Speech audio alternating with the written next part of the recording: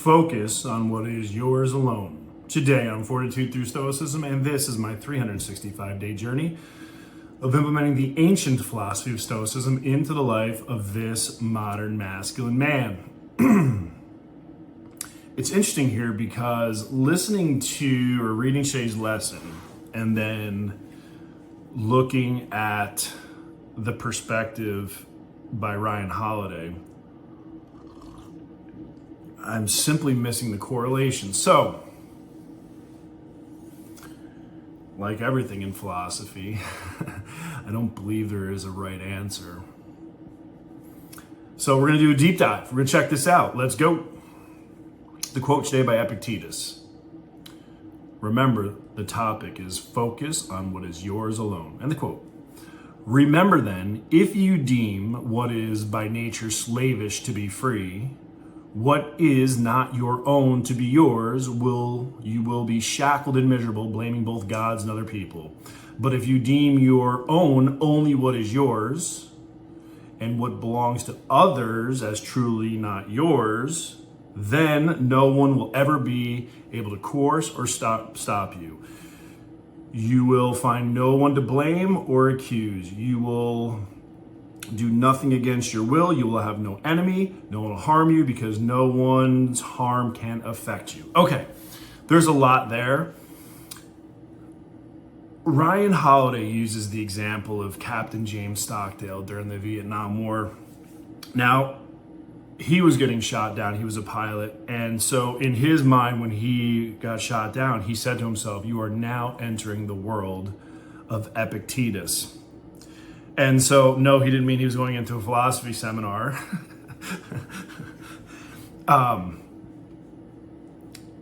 He knew that he would have to get in a different mindset to try and survive. So later in life, he did survive. Renowned author Jim Collins of Good to Great interviewed him, and Stockdale explained there was one group that had the most trouble in prison. One group. The optimists. So why would you say that optimists, right? Why would you say that optimists had the most struggle? Because they would think, oh, we're getting out of here by Thanksgiving. Come and go, it's still there. Oh, we're getting out of here by Christmas. Come and go, we're still there. This went on and on and on, and those guys died from a broken heart. But Stockdale, he survived. Why? Because he focused on the only thing that he can control, himself and his mindset.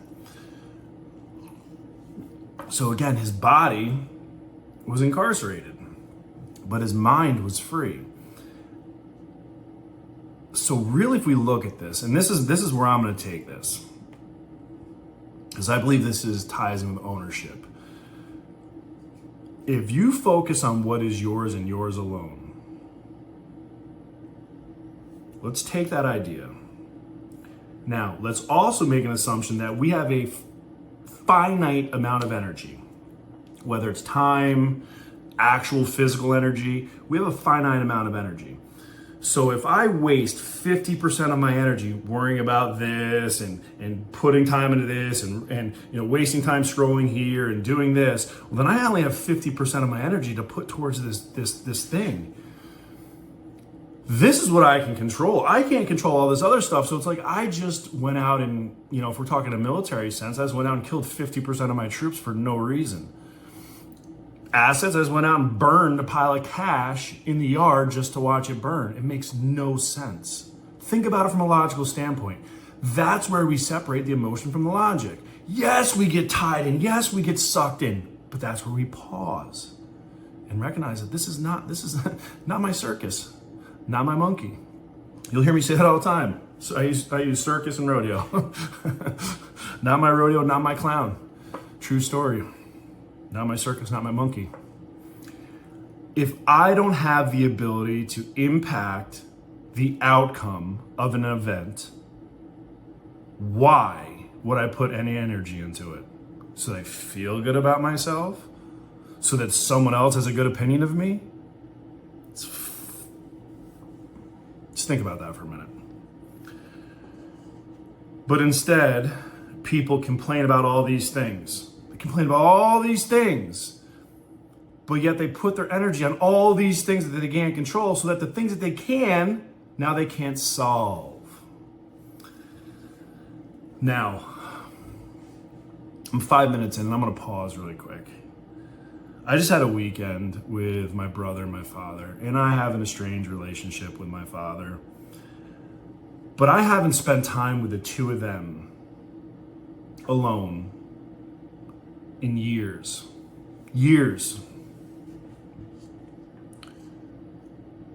What I realized is how far I've come. Because once you've done all this work, especially in Stoicism, whatever your personal or professional journey is, growth journey, for me, I've put a lot of work into emotional intelligence, control. So the first things I recognized is the quality of conversation. Love my brother, love my father. Eleanor Roosevelt said, weak minds talk about people. Average minds talk about events. Great minds discuss ideas. It's challenging. But also, I recognize the constant complaining. As a Stoic, we do our best not to complain because we hear ourselves. But all I could hear were them complaining almost extensively about everything. The temperature, the walking distance, the elevation, the number of people, the lack of information. I mean, it just went on and on and on and on and on and on and on and on and on. And so as a Stoic, I'm trying to, I can't control that. I can focus on my present, enjoy my experience, take in the surroundings. But I recognize the distance between where I was and where I am now. And I'm not judging them. This has nothing to do with them. They are who they are. This has to do with how far I've come.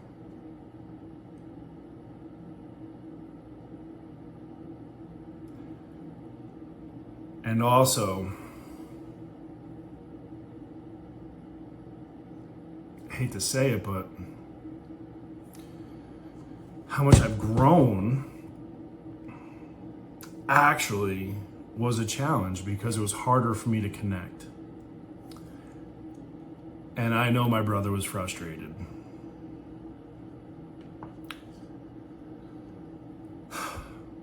It's one of those things. It's one of those things. I'm still processing. But I will tell you this. I actually used this past week, and I focused on what I could. All that stuff going around outside of me, I can't control that. I can't control the complaining, the bitching, the moaning, the conversation. The only thing I could control was being present, remaining grounded, and observing. So, on that, we're going to get to it.